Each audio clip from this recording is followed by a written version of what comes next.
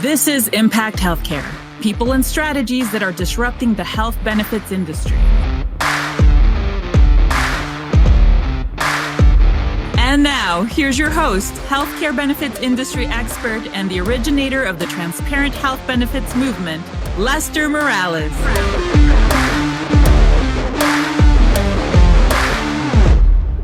I'm actually amongst podcast royalty here, so I'm excited to bring you an episode of Impact Healthcare live from the U-Powered Symposium here in Miami, Florida. A man maybe for anybody who's following in the space that needs no introduction, Spencer Smith.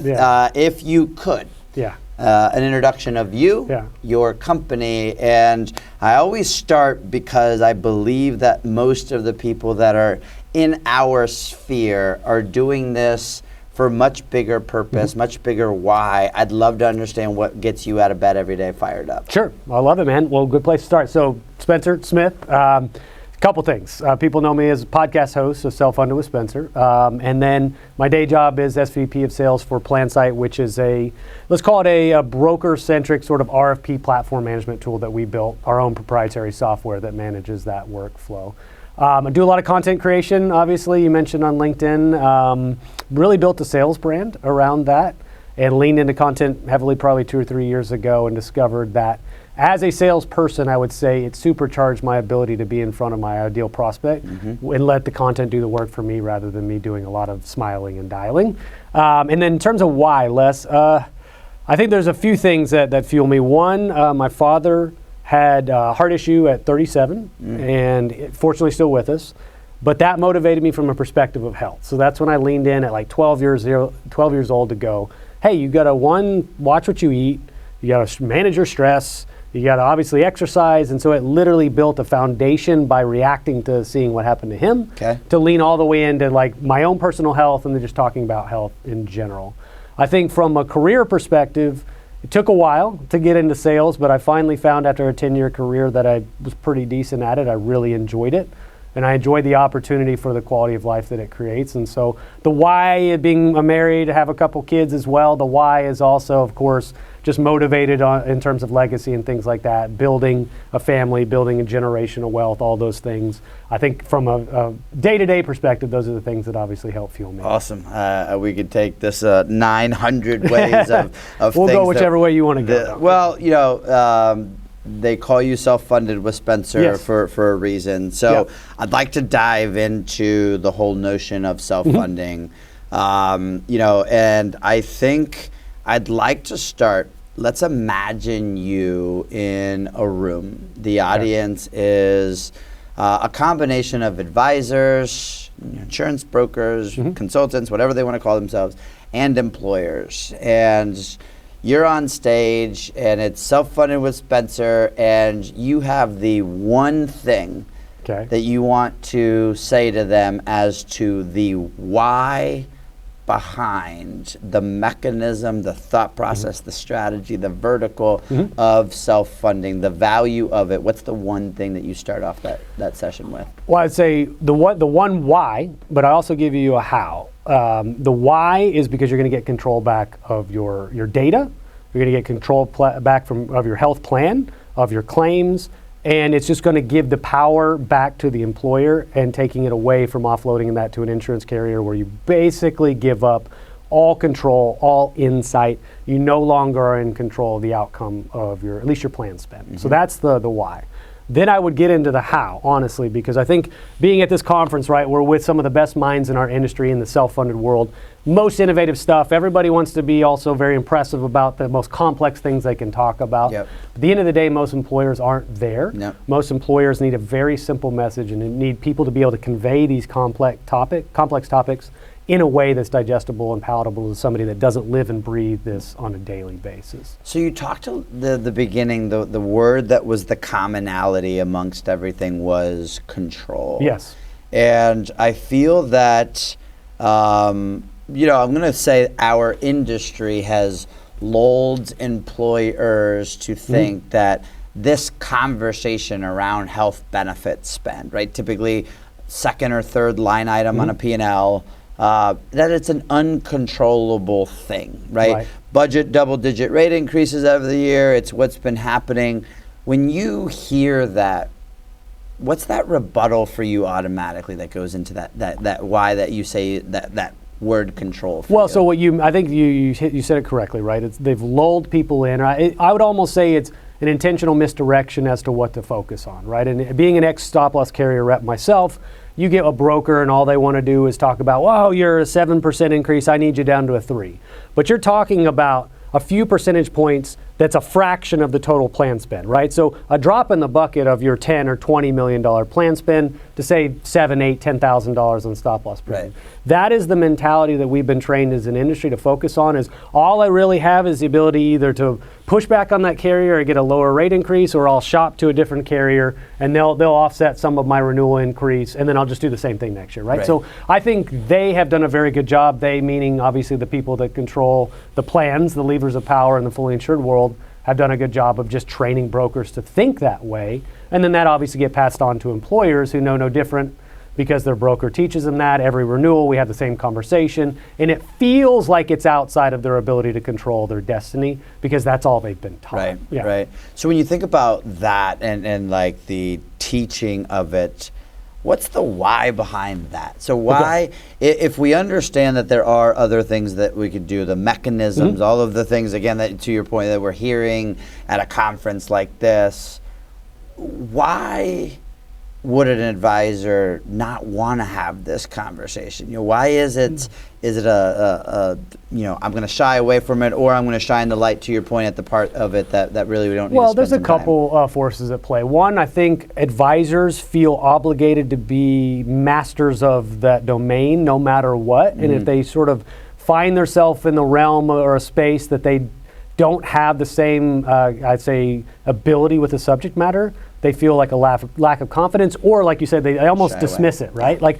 oh no, let's not talk about that. But it's really they don't have a full grasp of the subject matter, so they shy away from it. There are compensation forces, of course. People obviously feel like if I move from fully insured to self-funded, I'm going to lose comp, I'm going to make less money. It's harder for me to manage and consult around with my employer. I mean, there's all sorts of things that you could say are reasons not to self-fund through the lens of a broker making that recommendation, but I don't think any of them actually stand up when you unpack them, right? And I think all of them are also myths. You can make just as much money. You can put your fee at risk. You can get a consulting fee, a flat fee to replace your loss of revenue. There are plenty of platforms like yours and mine that will educate people on the basics. There are great conferences like UPower that can help sort of bridge the gap on the subject matter, but I don't think you can compete in 2023 as a consultant without having a grasp of self-funding. So I want to come back to the myths and do the myth busting, okay, please. right? Because I think that would be fun. But let's start with a basic conversation or a question of how big does it need to be? How small does it need to be? That maybe that is a myth. When I got straight out of college, first job was Sun Life, 400 to 500 lives, right? When something is fully credible, then we're going to start having that conversation. And we didn't really talk about the small stuff. If we're sitting here in 2023, where do you say that an employer and advisor really should start having and talking about this? I mean, the should is difficult to say because there's so many variables, but I can tell you there are plenty of groups that are in the 25 to 50 life range that are getting level funded plans. A lot of great new solutions out there, some turnkey solutions that'll underwrite it with a census only. Really cool, eliminates the initial barrier to entry for small groups, which is the stop loss. Then you have captives. I just came from a captive discussion, and they've got 25, 50 life groups in a group captive that they'll take them all day long because those groups get to participate in a bigger cohort, smooth out their risk. And so really, I don't know if there's necessarily a floor. I talked to a guy downstairs that they do some turnkey level funded stuff for 10 lives and below. So I think there's no theoretical floor at this point. Now, is it appropriate for every group? Are consultants good enough to do a group that small? I mean, that's there's so many variables there. I couldn't necessarily say it should, but I can certainly say you can at that size level any day. And back to myths. Hey, I've heard it's more work, right? And I get that a lot from a group. Hey, we're fully insured. We're fully insured because we don't have a big HR team or a big finance team. There's going to be all this extra work. When you hear that, well, I certainly wanted you to weigh on this because obviously you touch more groups at this level than I do. But is it a little more work? I think undoubtedly at the front. Yep. You got to set it up. You got to pick your vendor partners, or you partner with somebody that can package it all together for you and have sort of pre-validated or pre-vetted these solutions. But yeah, you're going to have to coordinate a few more vendors than you have before. Probably a few more bank accounts that money's going to be flowing in and out of. A good TPA is going to help you with a lot of those things. But once you get the plan set up, it's not like every single day your HR director is overwhelmed with things to do around the plan. It's just that initial setup, getting used to the mechanisms that are at play, and then again, having really good vendor partners that you can lean on to do most of that work for you. And also, guess what? That's what your consultant is there for as well, right? So I don't think it's anywhere near as much work, but to assume, and Lester, you'll probably like this, to assume you can change the course of your plan, the destiny of your plan, and save money without actually making any changes is nonsensical. It's the definition of insanity. Yeah, exactly. Right? Yeah, I mean, the prototypical. So we said data earlier. Talk about that access to the data. And I'd love to hear your opinion on the why we don't get it today, right? So I'm gonna shape a conversation. Please do. Yeah. More data is always better.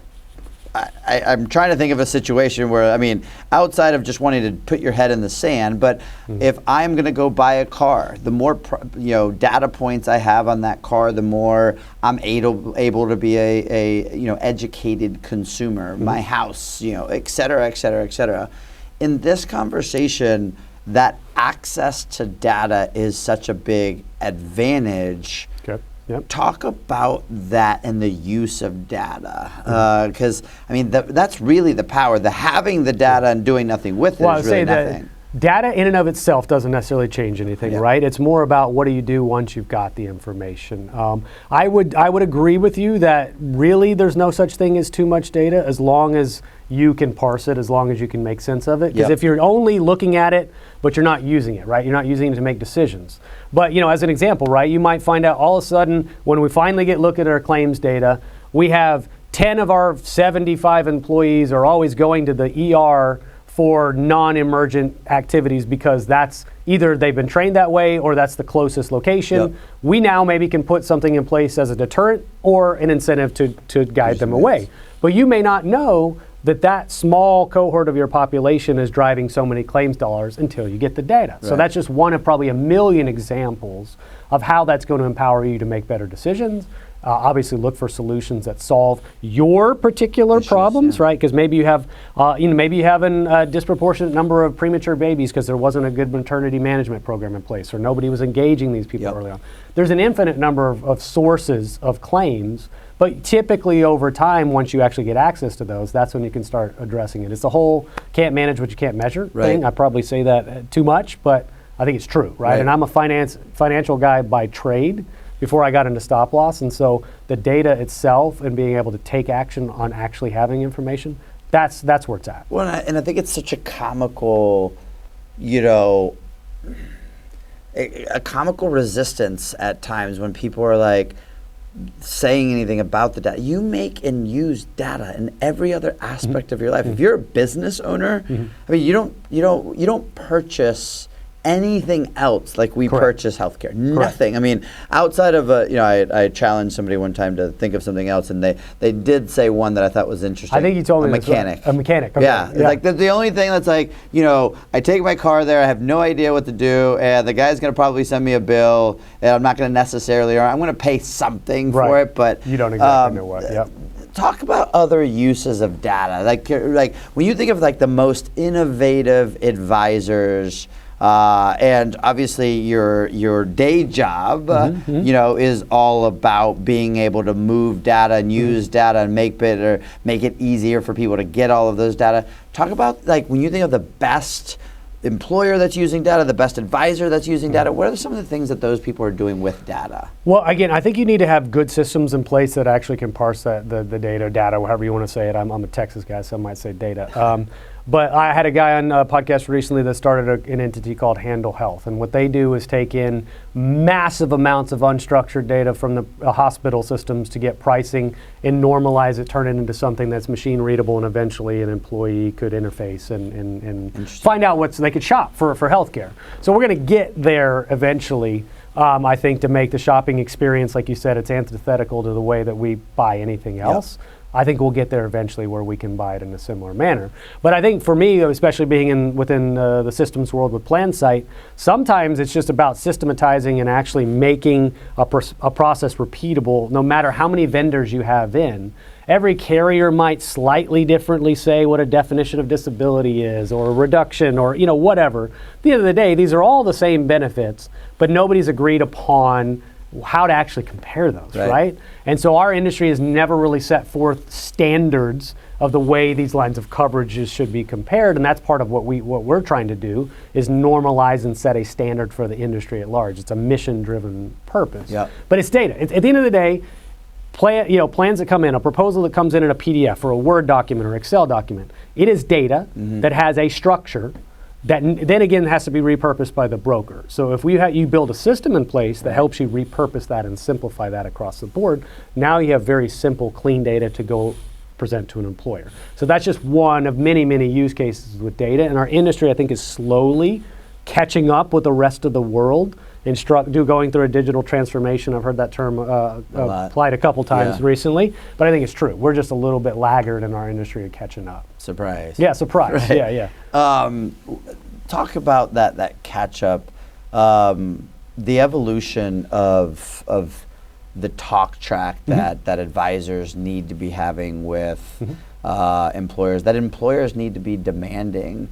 What are a couple things that you see out there that it's like, hey, if you're not hearing, whoever the audience is, hey, advisor, if you're not talking about these things, employers, if you're not hearing these things, I can tell you the most relevant one right now is compliance related to the CAA. Right. So if you're an employer, right, I know you have some employers in the audience. If your broker isn't bringing to you, hey, this is what we need to be doing to be compliant with something that already passed, right? If we're not working, I think, was it December 27th? Yeah, they extended it, but yeah. So anyways, these are conversations that should be had because you're going to have to pay the piper eventually if you do not, if you're not compliant. Yep. And I bet they're going to make some examples of some companies just to show, hey, this is what happens if you're, it's real, right? And it's same thing with the ACA. There was this limbo period. What exactly is happening? I think we're in the same period with the CAA. But I think eventually there'll be pretty serious structural changes to the way people are paid, as well as how we disclose pricing information and things like that. So that would be the first thing I'd be talking about. And then I think right now I'm hearing a lot about data analytics. You mentioned data earlier. Honestly, really some cool fringe benefits, some point solutions that brokers are trying to bolt on to attract and retain talent. I was talking to a guy last night about something that he brought to the fold. For the first time, he just brought it. I think it was an ICRA plan. Okay. Just mentioned that there's a solution out here called an ICRA to help employers sort of get out of the business of risk altogether. The employer didn't even go that route, but because he brought a new subject to the fold, they go, okay, here's the AOR. At least you gave us a new idea. Right. So I think that's why we have these conferences in general. It's like, you're not going to get a new mousetrap that's going to fix your business because you're here. But you might get one or two new things to talk about and think about and learn about and have conversations with your prospects and clients. And I think that's the job of the consultant. Yep. Know how to execute, yes, but also know what's out there on the cutting edge to continue to move the conversation forward. So interesting. I look around and, you worked for a big company. I worked for a big company. Back then, I bled big company. Yeah. Right? I thought that was the thing. I'm not saying it's right or wrong. Yeah. I'd love to get your perspective in regards to, an employer who might be listening, an advisor who might be listening that's, I work for a big company. I don't work for a big company. Compare and contrast what you see out there in regards to what are just the things that need to be being done in like big, small? Like, I'm just curious on your opinion. I think you're obviously an entrepreneur, Les, so I know where your heart lies. I'm more entrepreneurial within an organization that allows me to do some things, but I'm not an outbound entrepreneur at this point myself. But I envy kind of the consultants that are in this middle market space, because they're talking to employers for the first time about brand new ideas, and they're not having to swim upstream and go compete against the bigs, the Gallaghers, the Aons, the Mercers, the Locktons, but they're serving this community of underserved employers that haven't been hearing the same messaging. We talked earlier about, hey, how small can a self-funded group be? Right. How fun is it to present an idea to a 50-life group that a 1,000-life group was doing 5 years ago? Right. Hey, I can put this in motion for you, and it's going to change the course of your plan spend over the. So I think that type of stuff is what fuels me. I've been in the big company space. I've been, Sun Life and Amwins, Liberty Mutual, Benefit Mall. Those are all great companies. But over the course of my career, I've sort of gravitated more and more and more to the smaller end of the spectrum because it's fun. You get your ideas get put in motion. Yep. You get to see it happen in real time. I think what you lose being in a big organization is, one, you kind of lose your own personal identity. And then two, you lose a little bit of the ability to have some influence because it's such a well-oiled, gigantic machine that it just takes way longer to get through the layers of bureaucracy. And so for somebody that's a little bit more entrepreneurial in spirit than a person that just wants to go do my job and then go home, which again, there's nothing wrong with that. There's a very clear and obvious pathway for your whole life that will be very, very good if you do that. That just wasn't me. Agreed. Yeah, agreed. and I don't have to preach to you. Yeah, I wouldn't actually say that I'm like a natural entrepreneur, right? I mean, I spent, I was 22 when I got in the business, and I started my first company at 36. It wasn't. It wasn't and it was, fear. I mean, everybody has that level of fear, that little, imposter syndrome. That's a great message, man. You see all these like 22-year-old entrepreneurs on social media now, want to flex and show how much they got and what. It's like you could be an entrepreneur at 50 and start for the first time. What do they say? What's his name? Warren Buffett didn't hit $1 million until he was in his 50s or something like that, or some ridiculous thing when you think about that. When you think about the industry, as a whole, and I love your perspective, and this is why I'm like kind of taking a step back on these questions, because you interview a bunch of people, you've seen it from a different lens. What excites you about the industry as a whole, where it's going? Well, there's massive momentum behind this movement right here, right? And again, this is where we are a microcosm of the broader industry. So not everybody is having conversations like this, and that's fine. Yep. But every time I come to a conference, whether it's SIA, whether it's U-Powered or Benefits Pro, I haven't gotten to get to Ascend yet. I definitely want to go to those. But I feel like there's more and more people having the ability to have conversations like this. I'm not necessarily anti-BUCA to the nth degree, but I do think there's a better message being talked about in the marketplace. And I think Chris Hamilton, not famously, but he said this a couple times on my podcast, that he feels like we're going through a renaissance in consulting. I feel excited about being part of the healthcare system right now because I do think there's so much attention and light being shined on the way providers get paid, the role the insurance carrier plays in this transaction, or should they, the networks themselves, whether or not they even need to exist. We're basically looking at the entire healthcare system we've stood up and figuring out what's not working and actually talking about how to fix that. This is going to be, they span the length of your career, my career, and beyond. We're not going to wake up one day and it's fixed. 100%. But there is such a groundswell of momentum and demand for things to be done that we're going to be compelled to innovate. And that's why I'm excited to do this. And it's funny because would it be a fair statement that all innovation would sit on top of a self-funded plan?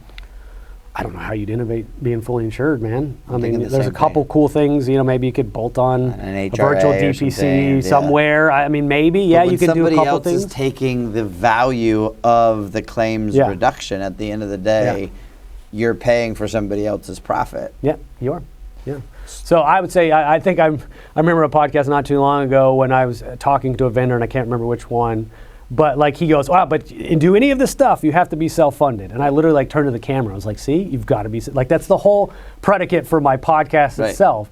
All of the things that we discuss, 9 times out of 10, probably 99 times out of 100, you must be self-funded to do that. Right. So that is the baseline. So however you take yourself self-funded, through a captive, through a level-funded program to start, doesn't matter. But if you don't at least take that step, the rest of this stuff is a moot point to discuss for you. I said it in my head, and then I'm like, is there an exception? I mean, to your point, there might be a few. So take that evolution. So we got to make that first step. Data is a big piece of it. We talked about some myths. Let's talk about the pro and the con, or the success story and the failure. Let's go failure first. Okay. How do you do it wrong?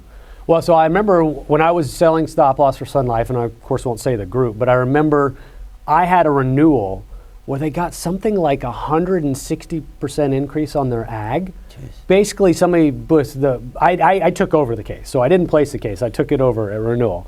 Somebody butchered the entire thing, like setting up the contract, the funding behind it. Obviously there's a humongous ag hit that we were getting. Our underwriter, I don't know if anybody got fired, but it was like, it was literally the worst outcome I've ever seen in a self-funded plan. It's because whoever put it in motion had no idea what they were doing. So like that was one of my first eye-opening moments, like, oh, there is a downside if this isn't structured properly, and it could potentially bankrupt a company. So like, keep that in mind when you have these conversations. I think too many people do want to force an employer to take these big leaps of faith without really understanding their business, without really understanding their cash flow. So there are pitfalls if stop loss isn't structured appropriately, if the budget hasn't been funded correctly, you name it. It's all about money at the end of the day, and if you don't have those protections on the top end, the outcomes can be very bad. It's why you hear horror stories from 10 or 15 years ago, which people were self-funded in the original days, and they're like, I'm never doing that again. And it's like, well, maybe you just had a really bad consultant. I got to tell you, that is exactly my answer every single time. Oh, we were self-funded X number of years ago. We're not doing it anymore. I'm like, you had a bad consultant. Because you can 100% tell a client their worst case scenario at the beginning of the year before they buy. Managing anything other than what could happen is just bad advice. That doesn't mean that you have to make all of your decisions predicated upon the worst case scenario, but somebody needs to know. Well, you still need to understand going it's there. into it. Yeah, absolutely, man. And so I think having those conversations, or the failure of having those conversations up front with the employer of the downside risk, right? And understanding how to protect against it, account for it if it happens, and what to do in year 2 or year 3 or whenever it does happen. Inevitably, you'll have a year that's going to be worse than expected, and so you need to have a contingency plan for that. And so if you're not thinking over the course of a 3 to 5 year horizon, you're just thinking year to year, and it's a knee-jerk reaction, that's when I think people get themselves in trouble. On either direction, to go or to come back. Yes, to come back as well, right? Don't buy TLO. Guy was talking to me last night about, he had a group that they were running, they didn't have, they had run in on the incoming stop loss policy, but nothing to protect on the back end. So he was saying, hey, there was a bunch of ag claims, and we tried to get them in time, and then the TPA all of a sudden had claims that were like 6 and 8 months old, and they were trying to run these in after the renewal date, and they're just like mind-blowing, trying to figure out what to do, right? And whose fault it is and things like that. That's what, again, coming back to picking good vendors, right? And there's no perfect TPA, there's no perfect stop loss carrier, but having a vendor you can trust that's not going to do something like that, or if something like that does happen, they will fix it with you. Yeah, that's really what it comes down to when it comes to picking partners. So so we talked all the downside, right? Like, I don't want to and it's interesting. So like I think that picking the partner is such an interesting thing. I get asked a lot, how many stop loss markets do you work with? When you start thinking about that, we talking 15, 20 and spread it around, 1 or 2 and keep it consistent. What's your typical advice to a broker? If you work with a stop loss GA, right? Let's pick a Stealth or a Benefit Mall. They're typically going to have 25 to 30 carriers potentially in their stable for certain types of groups, certain group sizes, certain RBP, niche risk and things like that. You're never going to go to 25 or 30 markets on a case. But it is good at least to have relationships, because there's a lot of hairy cases, fully insured takeovers that some of the bigs don't want. There's a lot of different mixture. But I think if I was a broker or consultant and I wasn't using a GA, I would probably still have between 8 and 12 relationships at minimum.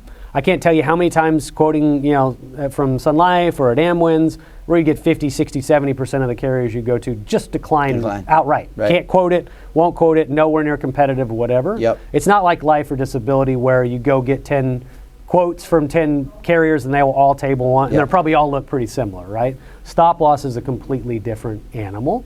So I think that's probably where I'd look. I think we may have 12 or 13 in our stable and probably looking to add a handful more of a mix of MGUs and direct writers, maybe some captive options in there as well.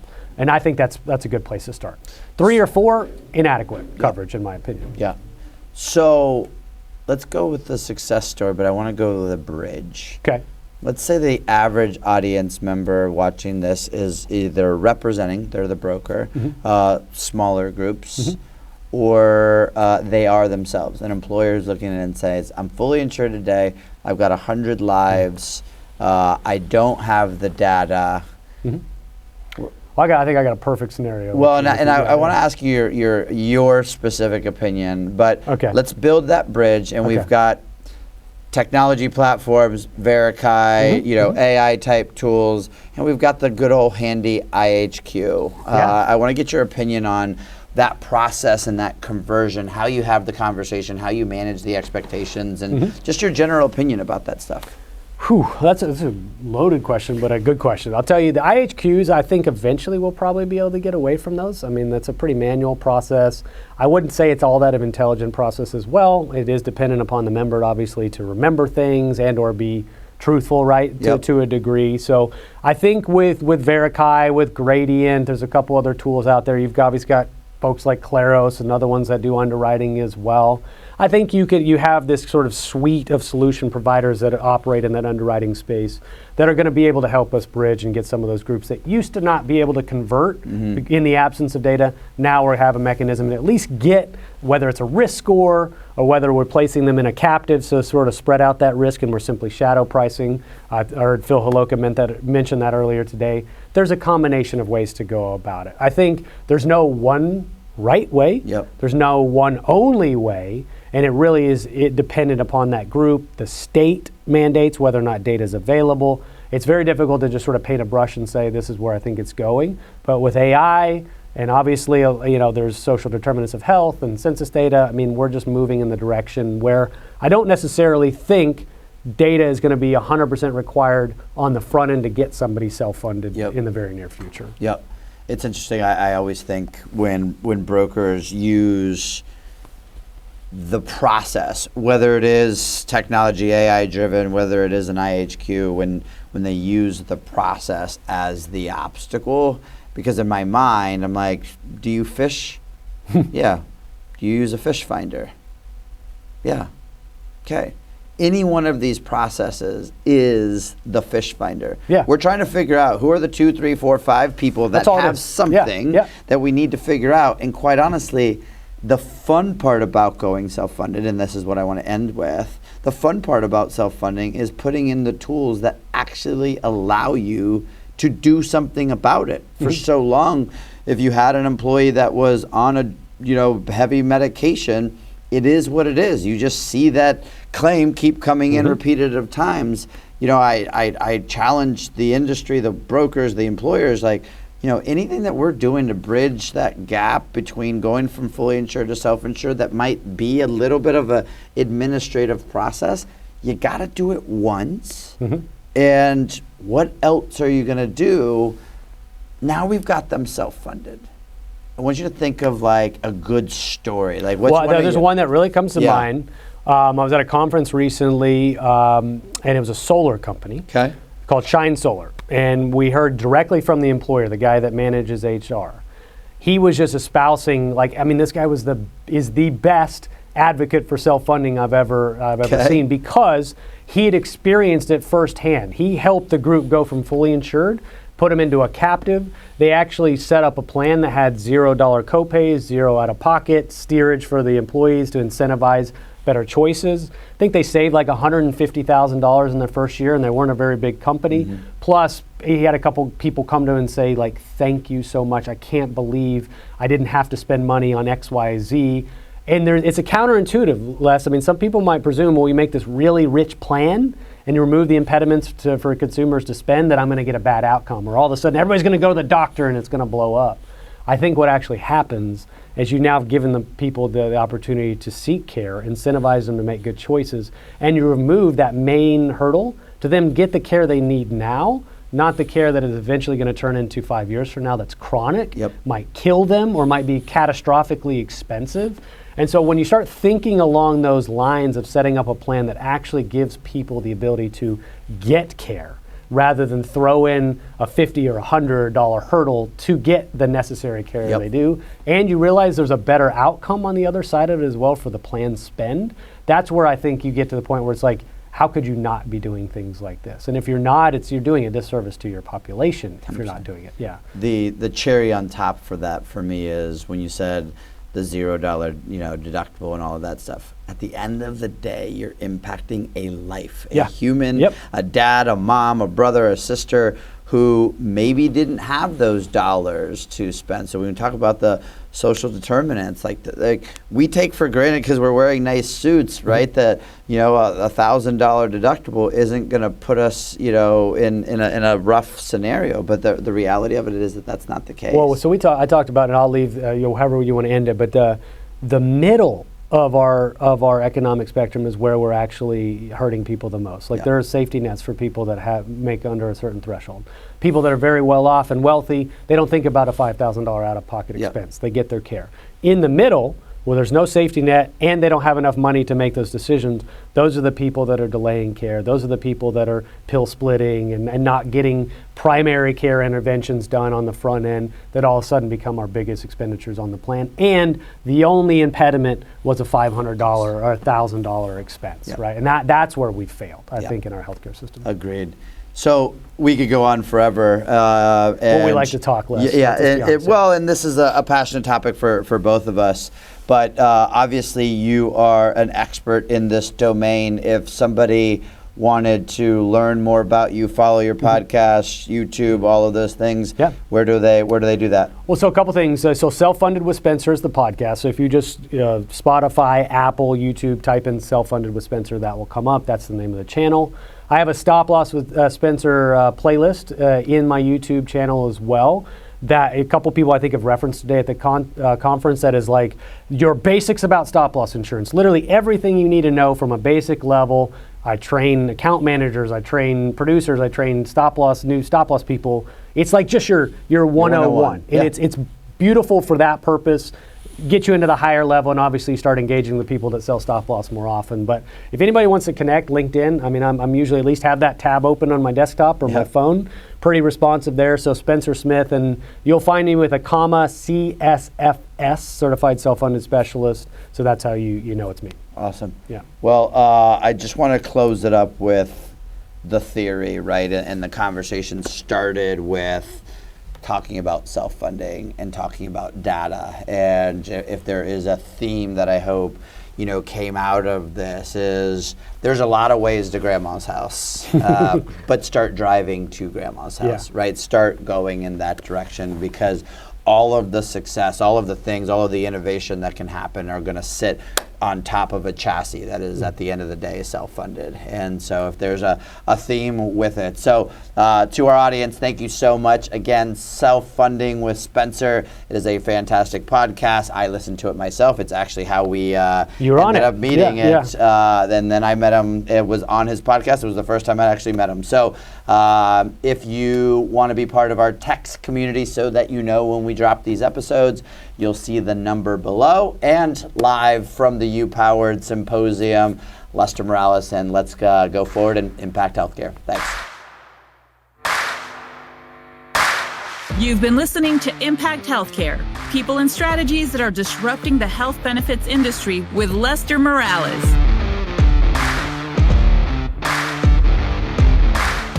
Remember, the journey to getting 20% savings on your healthcare benefits starts with total transparency.